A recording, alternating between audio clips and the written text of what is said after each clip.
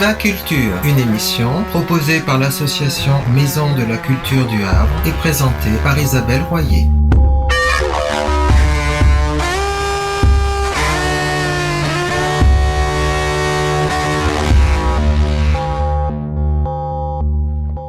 Bonjour à tous, bienvenue sur Viva Culture, l'émission de la culture dans toutes ses découvertes.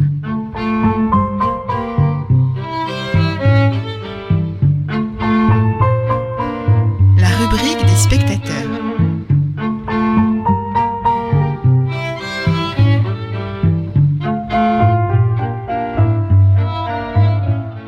Et voilà, c'est le mois de juin, bientôt l'été. Mais avant l'été, il y aura beaucoup de fêtes, de célébrations, d'anniversaires, plein de beaux moments en perspective. On vient de refermer les pages de 2 événements qu'on adore retrouver chaque année au mois de mai. Le festival de jazz, qui réunit au cœur de la Manche les amoureux de la musique qui ne manqueraient pour rien au monde l'étonnant jazz sous les pommiers de Coutances. Et on est très nombreux à y retourner chaque année en voisin.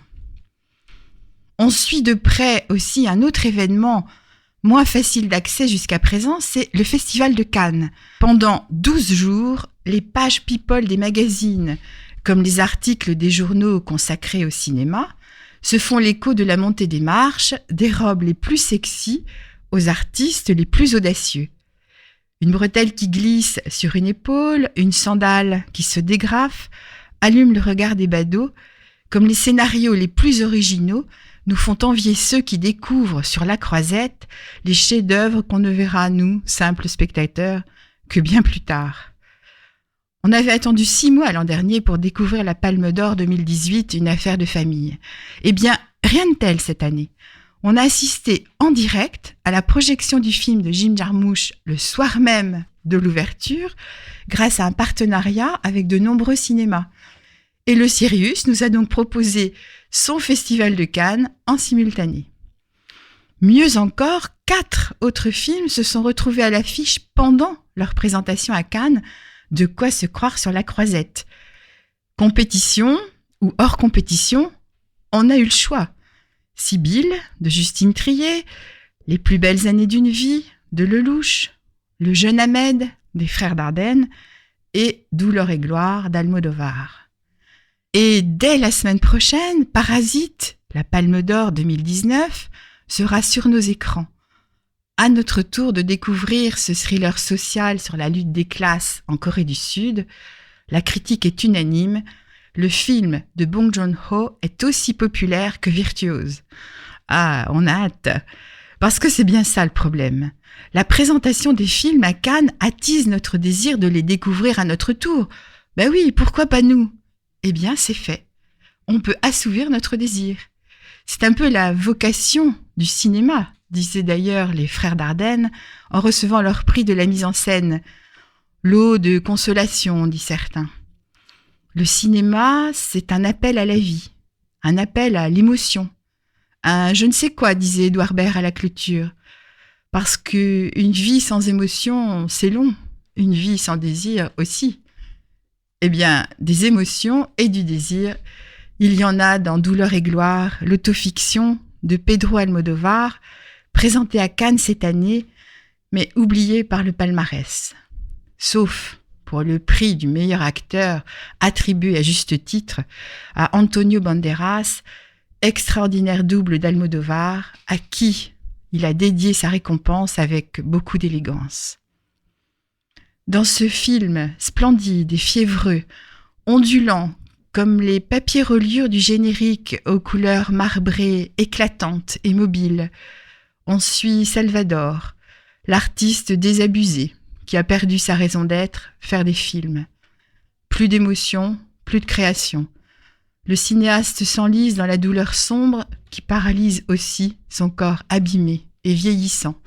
Un artiste en panne, à mort, en sursis, que l'émotion réconciliera avec lui-même. Du présent arrêté dans la scène d'ouverture, au fond de la piscine, surgiront les images de son passé en remontant vers la lumière. De souvenir en souvenir, de la piscine de l'adulte au chant des femmes au bord de la rivière quand il était enfant, il glisse du présent au passé.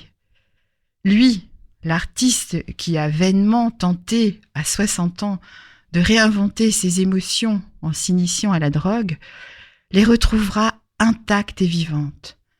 Et dans son appartement musée, où s'accumulent les œuvres d'art comme dans une caverne d'Ali Baba où il mourait à petit feu, surgira le réveil final qui le mènera vers la guérison, vers la gloire de créer enfin. Car c'est dans une autre caverne, celle de son enfance, pauvre et dépouillée, elle, qu'il renouera avec ce désir oublié. Désir de vivre, désir de créer à nouveau, désir tout court, aussi intense que la première fois, comme le premier émoi érotique des mains qui se frôlent quand, enfant, il apprenait à écrire au jeune maçon analphabète. Et comme la joie immense de retrouver intact son désir pour son ancien amant 30 ans après, dans ce magnifique baiser à pleine bouche, pur moment de cinéma. Retrouver El primer deseo, le premier désir, et renaître. Que d'émotions! On est sorti du cinéma avec des envies de chansons d'amour, en espagnol, por favor. Une chanson éternelle qui parlerait de désir et de baiser. Et quand c'est João Gilberto qui la murmure, c'est encore mieux. Alors, bésame, bésame mucho, como si fuera esta noche la última vez. Et rendez-vous le 16 juin pour les nuits les plus courtes de l'année. Bésame, bésame mucho, como si fuera esta noche la última vez.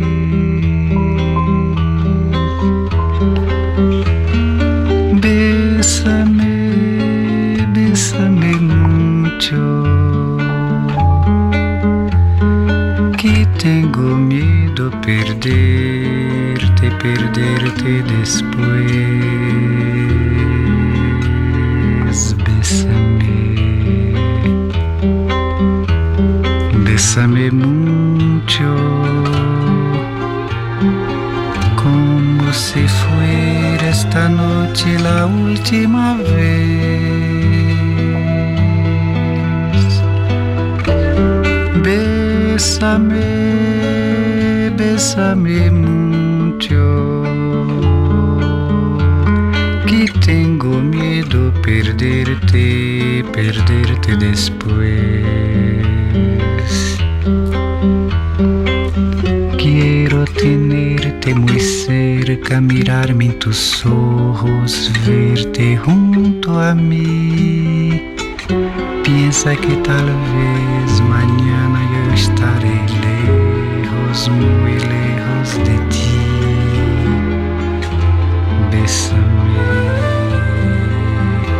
bésame mucho, como si fuera esta noche la última vez.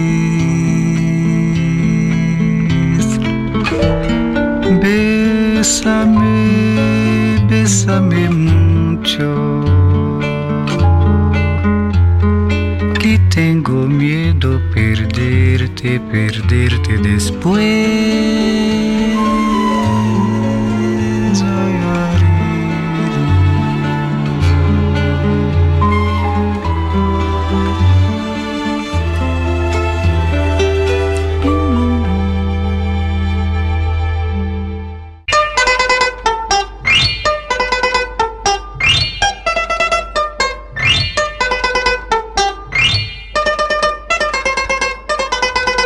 Bonjour, aujourd'hui je suis en compagnie de Mathieu Brabance qui va se présenter.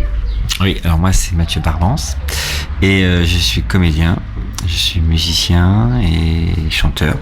J'ai écrit mes chansons, donc je les chante. Quel style de chansons? Eh ben, c'est des chansons qui racontent des histoires. Souvent quand je commence le concert, je dis que ça va être une veillée. Parce que je suis tout seul avec ma contrebasse, donc il n'y a pas beaucoup, la place est beaucoup, il y a beaucoup d'espace, une contrebasse ça fait pas trop de bruit, moi je chante, je m'accompagne. C'est quelques notes, souvent c'est très très simple, et c'est beaucoup le texte des chansons qui nous emmènent, et je raconte des histoires. C'est une sorte de veillée que j'organise quand je joue, et je raconte des histoires avec tout ce qui nous traverse en ce moment, avec le monde qui est autour de nous, avec les choses qui nous révoltent, avec les choses qui nous donnent de l'espoir, les choses qui nous donnent de la peine. Et je raconte tout ça avec mes chansons, qui sont des fois parlées et qui sont des fois racontées. L'intérêt de jouer avec une contrebasse par rapport à un piano ou à une guitare, c'est qu'on est obligé de sortir des sentiers battus, parce que la contrebasse, elle peut pas faire tout l'accompagnement, donc on est obligé de ruser, et donc ça nous force à faire des chansons qui sont pas des chansons classiques, c'est des chansons un peu de guingois, et qui ont plein de surprises.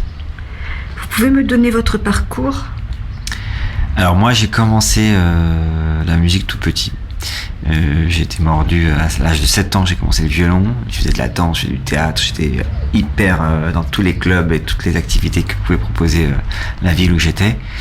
Et j'ai fait après des études de lutherie. J'ai eu la chance de pouvoir partir à Mirecourt, dans les Vosges, une petite ville où pendant 5 ans j'ai appris à fabriquer des violons. On n'était pas très nombreux parce qu'on était des élèves qui venaient de toute la France, donc quand on arrivait à Mirecourt, on pouvait pas rentrer chez nous le week-end et tout ça, on était en internat. Et on a fait les 400 coups, toute cette bande de jeunes. On a fait bien sûr de la lutherie, mais beaucoup de musique, du théâtre, d'organiser des fêtes et des soirées, des concerts. Et puis à l'âge de 20 ans, donc j'avais mon métier d'entre les mains, et en fait moi j'avais comme envie depuis toujours d'être sur les planches. Et donc j'ai tenté, j'avais une chance sur 1000 de réussir à vivre de mon métier. J'ai tenté une école de théâtre, et puis ça a marché. Elle s'appelait ? Alors l'école de théâtre, c'était l'école de la Main d'Or. Et puis après je suis rentré dans une compagnie de théâtre. Il y avait l'annonce sur Pôle emploi, il y avait marqué « Compagnie de théâtre cherche musiciens comédiens pour vivre toute l'année avec cette compagnie ». En fait, c'est une compagnie un peu à la Molière. Quand on rentrait dans cette compagnie, on y restait toute l'année, on travaillait tout le temps ensemble, on cherchait ensemble, on trouvait ensemble. J'ai travaillé pendant cette compagnie qui s'appelle la compagnie Joli Môme, qui est une compagnie qui travaille beaucoup, qui fait beaucoup de spectacles un peu partout, des spectacles de rue, des spectacles de chansons, des spectacles, il y a toujours de la musique. Donc moi qui étais musicien aussi, ça m'allait très bien. Et j'ai passé 13 ans dans cette compagnie, j'ai appris beaucoup de choses, y compris à écrire des chansons, ce que je faisais pas avant. Et puis à un moment, j'ai voulu faire mes chansons à moi, avec pour changer. Donc, vous avez fait un premier album ? Et voilà, et j'ai fait mon premier album qui est sorti il y a 2 mois. C'est tout frais. Et qui parle de quoi ? Et qui reprend les 15 chansons que j'ai écrites depuis 5 ans que mon projet en solo existe. Et donc j'ai commencé cette tournée que je fais depuis janvier là. C'est pour présenter mon premier album avec toutes ces chansons là. Et donc je suis allé un peu partout depuis le mois de janvier. Je suis allé à Marseille, à Caen, à Grenoble, à Gap, à Clermont-Ferrand, à Aurillac. Et je continue ma tournée au Havre. J'ai joué au Havre, et puis je continue encore au mois de juin et juillet. Et je suis très content de pouvoir présenter ces chansons-là. Et en même temps, il se trouve que j'ai depuis 6 mois créé un nouveau spectacle qui est pour les plus jeunes, mais en fait c'est pour tout public. Et donc quand je vais dans une ville, je joue souvent les 2 spectacles. Donc mes spectacles de chansons qui s'appellent Chansons et contrebasse, et mon spectacle jeune public qui s'appelle Né quelque part, et qui raconte, c'est un spectacle qui parle de l'immigration, et qui raconte l'histoire d'une famille syrienne qui part de Syrie parce qu'il y a la guerre, et qui fait le chemin de l'immigration, qui prend le bateau de fortune, etc., qui passe par la Grèce, etc., et qui arrive à Paris, et qui reçoit des fois des bons accueils, des fois des mauvais accueils. Et vous jouez ces spectacles dans quels endroits ?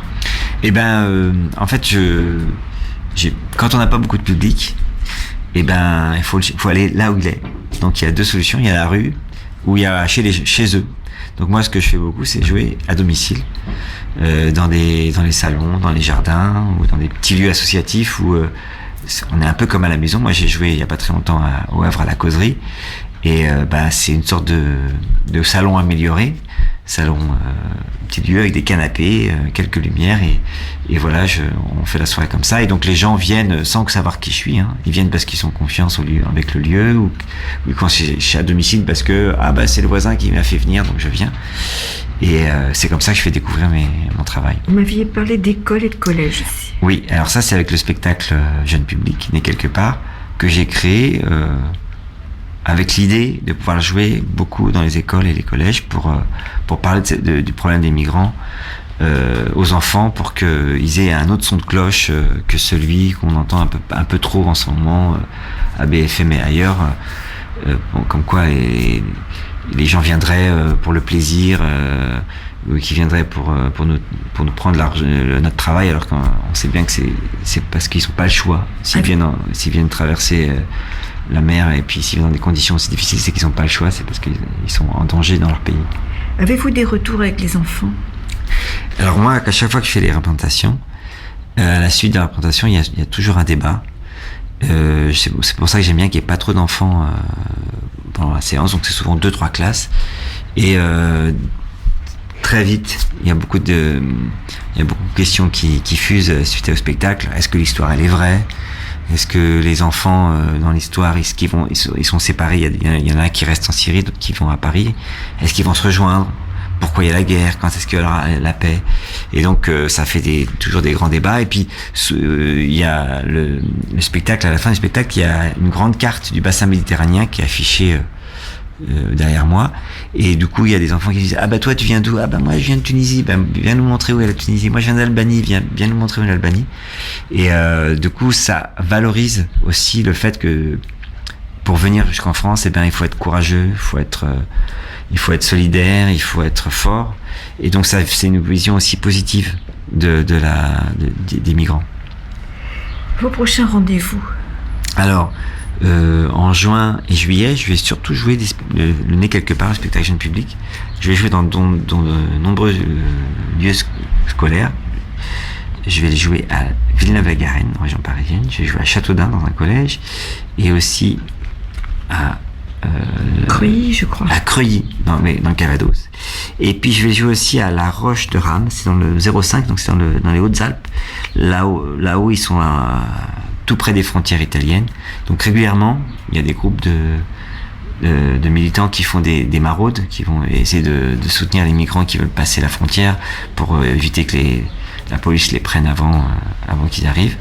Et donc il y a une grande journée de soutien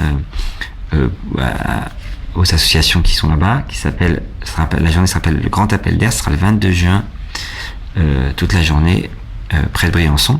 Et puis en juillet, j'ai 2 autres rendez-vous. J'ai à Couturne, sur Garonne, pour le Festival international du journalisme qui est organisé par Le journal Le Monde. Et puis je serai aussi au Festival de Barjac, le mardi 30 juillet, un joli festival sur la chanson. Vos projets? Je vais continuer mon petit bout de chemin avec mes chansons et mes spectacles. J'ai envie de continuer moi, là où je suis le mieux, c'est sur scène. Donc je suis ravi parce que j'ai beaucoup joué cette année et j'espère que je vais continuer. Je vais écrire de nouvelles chansons. Je vais continuer à faire des choses qui sont pertinentes et à la fois qui donnent à réfléchir et qui font aussi rire et donner de l'espoir. Et voilà où j'en suis pour l'instant. Donc je vais continuer ma route. Je suis plutôt dans une phase ascendante. Donc j'ai juste à continuer. J'ai oublié de vous demander pourquoi la contrebasse. La contrebasse, en fait, c'est parce que j'aimais beaucoup cet instrument par le fait qu'il soit grave, qu'il soit gros, qu'il soit beau. Et puis pouvoir jouer, quand j'ai joué cet instrument, c'était à 15 ans. Pour pouvoir jouer différents styles. La contrebasse, on en trouve partout. Donc on en trouve aussi bien dans la musique classique, évidemment, mais dans le jazz, dans la musique traditionnelle, dans le rock, dans la chanson. Donc je joue dans plein de groupes différents. Je joue pour du tango argentin, je joue dans un orchestre de bal, je joue pour des spectacles pour les tout petits enfants avec le tas de buissonniers. Et donc la contrebasse toujours intervient dans ces groupes. Avez-vous des rêves? Oui, j'ai des rêves. Alors déjà, j'ai de la chance de vivre un rêve, parce que moi tous les matins quand je me réveille, je me dis j'ai de la chance, je fais le métier que j'aime. Et puis, donc ça, c'est quand je me lève. Et puis, par contre, quand je sors dehors, je vois tous les gens qui ont du mal, qui galèrent, qui sont dans la rue, qui ont des problèmes. Et donc, moi, le rêve, c'est que les choses soient plus égalitaires, plus solidaires, que l'argent prenne moins de place dans la société, parce que elle prend de plus en plus de place et elle est en train de nous manger, de nous enlever tous nos désirs et toutes nos relations simples. Donc voilà, j'ai des rêves ambitieux que le monde change. Voilà. Mais c'est très intéressant. Il vaut mieux avoir des rêves ambitieux. Votre regard sur la culture?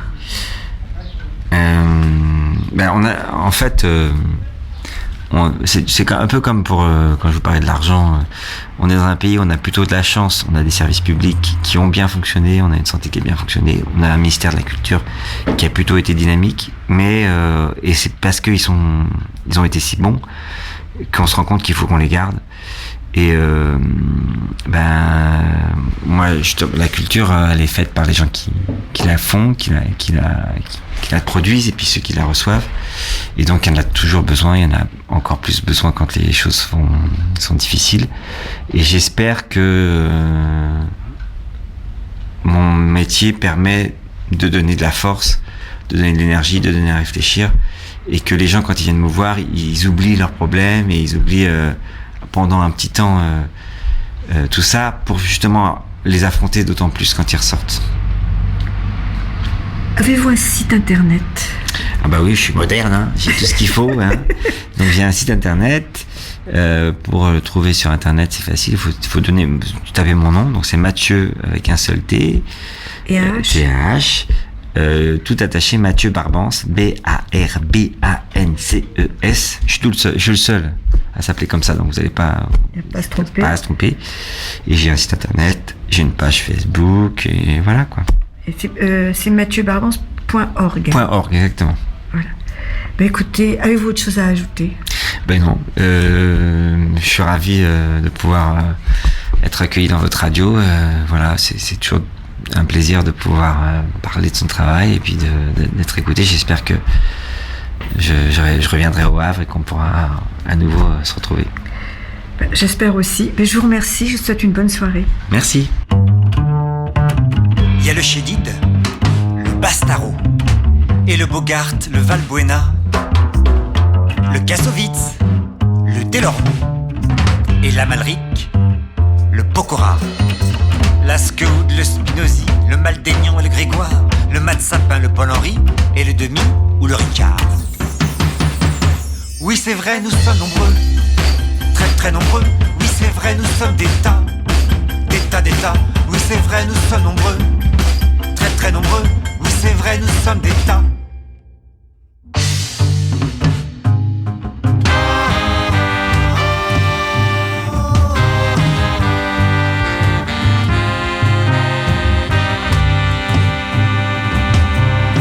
Il y a la chanteuse et puis l'acteur, et le directeur de radio, le cuisinier, le hockeyeur, et l'inspecteur des impôts, l'actionnaire et le mendiant, ou l'ouvrier syndicaliste, le bon, la brute et le truand, le roi, le saint ou l'anarchiste.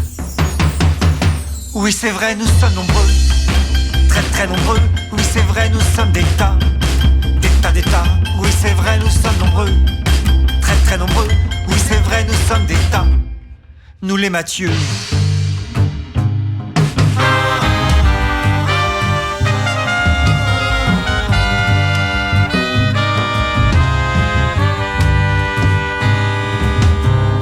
Lors de l'appel à la rentrée, dans la classe, on est 5 à se lever. Et quand une fille dans la rue nous fait « Mathieu !» là on est 12 à se retourner. Pour nous trouver sur le net, c'est clair, il te faut une semaine voire 2. Et chaque fois qu'on croise un grand-père, il nous fait y'a qu'un cheveu sur la tête à ma. Oui, c'est vrai, nous sommes nombreux, très très nombreux, nous les Mathieu. Oui, c'est vrai, nous sommes des tas de tumas. Oui, c'est vrai, nous sommes nombreux, très très nombreux, nous les Mathieu. Oui, c'est vrai, nous sommes des tas de tumas.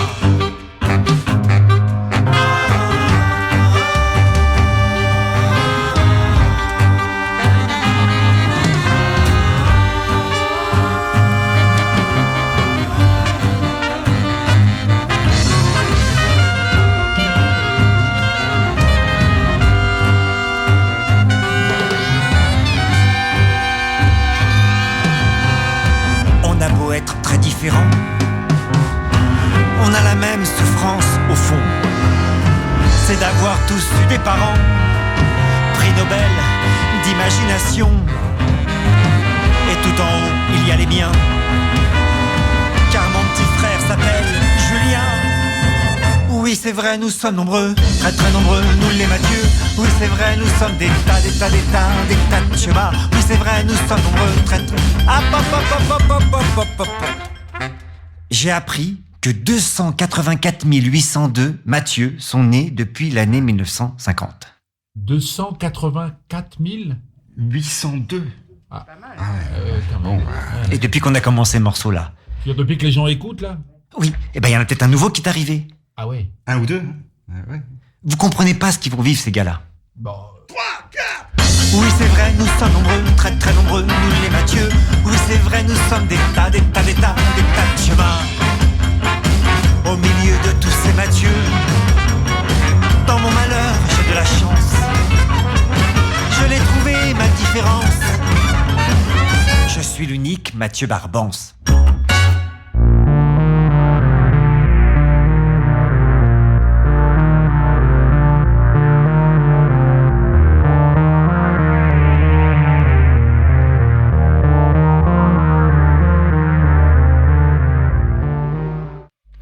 Minutes, chronique. Mardi 21 mai dernier, nous étions 700 dans le grand amphithéâtre de la Sorbonne. Nous étions là pour le théâtre, je veux dire pour l'art théâtral. Nous sommes venus pour assister à la représentation d'une pièce qui a 2500 ans, imaginée, écrite de si longue date que l'on se demande parfois comment elle a pu parvenir jusqu'à nous. De tellement loin, comme venue de voix si lointaines, qu'il suffit d'imaginer ce long parcours pour que notre place dans ce monde nous paraisse ce qu'elle est, si petite. Cette représentation allait nous plonger dans la Grèce antique, celle d'Échille, mais aussi celle d'Aristophane, d'Euripide. Et ce voyage dans le temps, Philippe Brunet, metteur en scène et directeur de la compagnie de théâtre antique Démodocos, était décidé à nous l'offrir. La pièce, Les suppliantes d'Échille, avait dû être annulée le 25 mars pendant le festival Les Dionysies. Un mois plus tôt, les comédiens n'avaient pas pu jouer et les spectateurs déjà présents avaient dû repartir. Pourquoi ? À cause des masques que portaient les acteurs, dénoncés sur les réseaux sociaux pour racisme. La pièce met en scène les Danaïdes, jeunes filles de Libye, venues demander asile aux Grecs de la ville d'Argos. Les acteurs, comme ceux de la Grèce antique, portent des masques cuivrés. La cinquantaine de militants de la Ligue de défense noire africaine, en voyant ces masques, ont crié au blackface, en se référant à un certain théâtre américain du XIXe siècle, où des acteurs blancs se maquillaient le visage pour se moquer des Noirs. Si la pratique du blackface n'est évidemment pas acceptable, le travail des acteurs et du metteur en scène des suppliantes était bien éloigné de ce procédé. Le masque est indissociable du théâtre antique, et il revêt, selon les personnages, différentes formes et différentes couleurs. Était-ce une raison pour séquestrer une partie de la troupe, la menacer physiquement et insulter le public ? À ce procès d'intention devant ce contresens qui ignore les codes du théâtre dans l'Antiquité grecque, Philippe Brunet a dit « Le théâtre est le lieu de la métamorphose, pas le refuge des identités.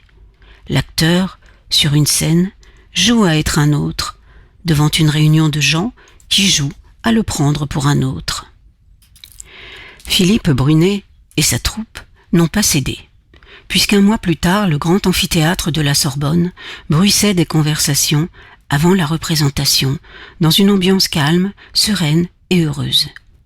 Nous étions là, je l'ai dit, pour le théâtre et pas pour une polémique qui n'aurait pas dû avoir lieu.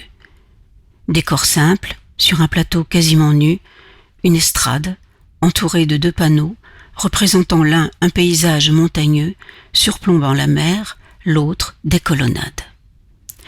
Quand il vient présenter le spectacle ce 21 mai, Philippe Brunet parle de conjuguer la fraternité et la vigilance. Il est bien évident qu'il ne parle pas de la vigilance qui dresse les uns contre les autres, dans la méfiance, mais bien de celle qui fait barrière aux influences et au repli. Les suppliantes d'Échille sont les Danaïdes, les 50 filles de Danaos. elles fuient leurs 50 cousins, les Égyptiades, qui veulent les épouser et qui les poursuivent. Pour leur échapper, elles traversent la Méditerranée, accompagnées de leur père, et se réfugient en Grèce pour demander l'asile au roi d'Argos. Ce dernier écoute leurs supplications puis se retire pour demander l'avis de son peuple. Doit-on accueillir les Danaïdes? Doivent-elles retourner dans leur pays? Puis, Danaos annonce à ses filles que le peuple leur accorde ce qu'elles demandent, asile et protection. Danaos. Courage, mes filles, tout va bien chez les gens d'ici. Le peuple vient de faire un vote définitif. Le vote des Argiens ignore l'ambiguïté, et dans mon cœur de vieillard, je me sens rajeunir. Le peuple entier unanime a levé le bras droit. Les terres a frissonné quand ils ont promulgué que nous sommes libres de nous établir dans ce pays d'asile sans risque d'être renvoyés.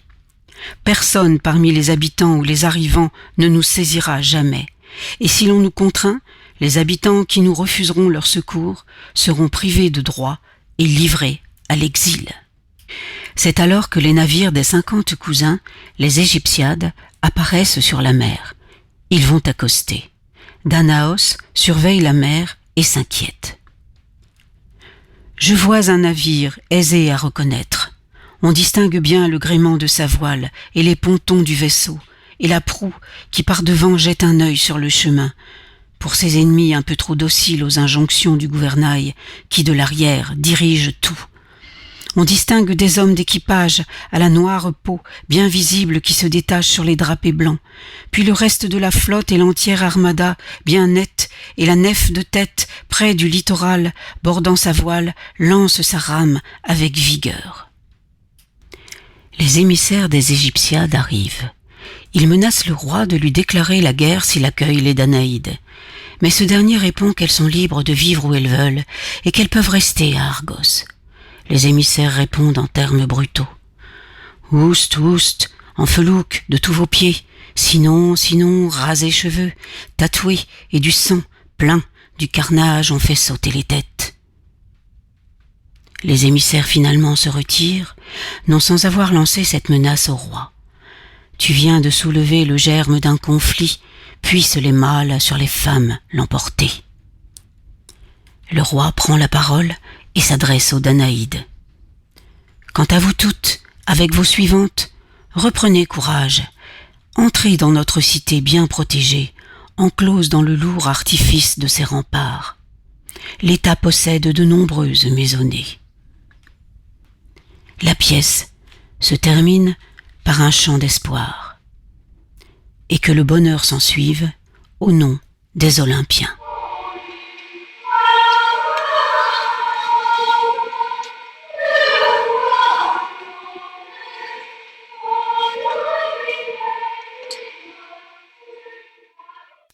Le spectateur a été immédiatement plongé dans un monde dépouillé, où seul existe une volonté légitime de liberté, une écoute, un accueil face à la brutalité. Cette simplicité s'exprimait par le chant scandé du texte, en grec ancien et en français.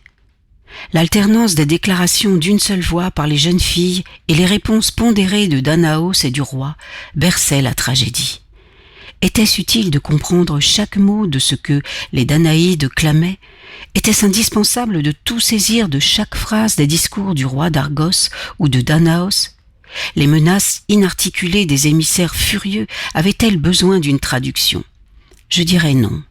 Tout ce qui se déroulait sous nos yeux était évident. La douleur des Danaïdes, la compréhension du père, la sagesse du roi, la brutalité des cousins, l'accueil sans condition. On ne pouvait que goûter l'étrangeté des voix unies des Danaïdes dont les sons s'enroulaient dans l'espace, se laisser fasciner par le mouvement des corps virevoltants de ces jeunes filles, le rythme de leurs pas dansants et par leur posture tantôt implorante, tantôt farouche. La disposition hiératique des anciens était étrangement apaisante dans une situation de menace violente. Personne alors dans l'amphithéâtre ne pensait à ces masques qui couvraient les visages des personnages. Quand la pièce est terminée, que les comédiens et les musiciens sont venus saluer, l'absurdité même des revendications du mois précédent paraissait déjà très ancienne, balayée par la beauté de ce que nous avions vu. Nous étions heureux en sortant dans la rue, d'avoir pu assister à cette représentation qui avait failli ne jamais se faire. Pourtant, une petite question tournait dans ma tête. Avant la représentation, pendant et maintenant encore, nous avions été protégés par la police, postés devant l'entrée de la Sorbonne. Aujourd'hui, être protégé par la police pour assister à un spectacle, cela signifie quoi ? Vous retrouverez ce texte, quelques photos, des liens, en allant sur le site MCH. 10 minutes chronique, un clic sur « Les suppliantes, enfin ». Le 14 juin, grande conversation à 18h30 à la bibliothèque Oscar Niemeyer. Nouvelle censure et artistes sous pression. À bientôt.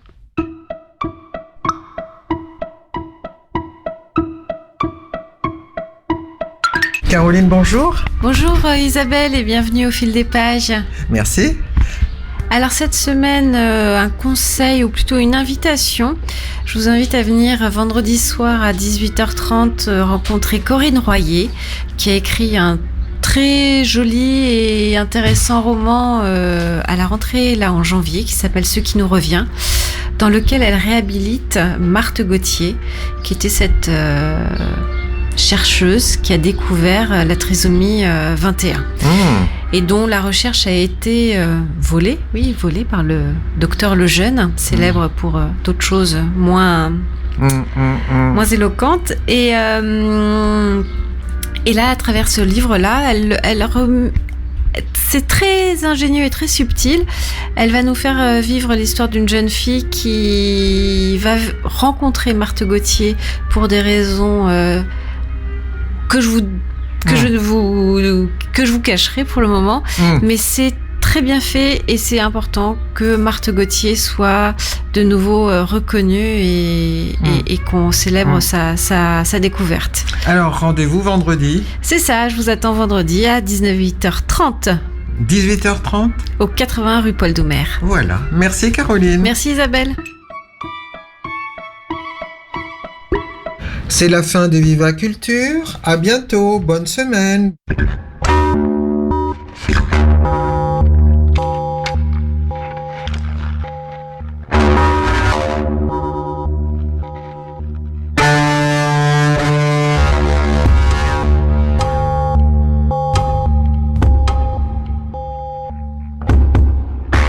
Viva Culture, une émission proposée par l'association Maison de la Culture du Havre et présentée par Isabelle Royer.